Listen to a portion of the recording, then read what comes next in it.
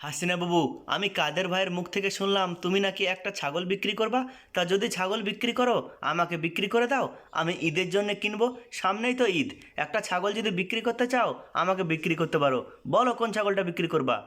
মোদিজি, যে ছাগলটা আমি ধরে নিয়ে যাচ্ছি, কালো ছাগল, এই ছাগলটা আমি বিক্রি করতে চাই। কাদের ভাইকে বলেছিলাম লোক দেখার জন্যে। তাহলে কাদের ভাই তোমাকে পাঠিয়েছে? তো বলো, এই কালো ছাগলটার ক টাকা দাম দেবা বলো। হাসিনা বাবু, একদম 4,000 টাকা দেবো, 4,000 টাকা। বিক্রি করবা বলো। আরে মোদিজি, 4,000 টাকায় তো তোমাকে আমি একটা ছাগলের বাচ্চাই বিক্রি করব না। আর তুমি বড় ছাগলের দাম 4,000 বলছো?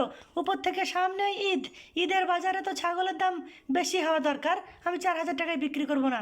ঠিক আছে হাসিনা বাবু, তাহলে তুমি কত টাকায় বিক্রি করবা বলো। একদম মোদিজি, 6,000 টাকা লাগবে, 6,000। ঠিক আছে হাসিনা বাবু, 6,000 টাকায় দাম থাকলো, ছাগল আমাকে দিয়ে দাও।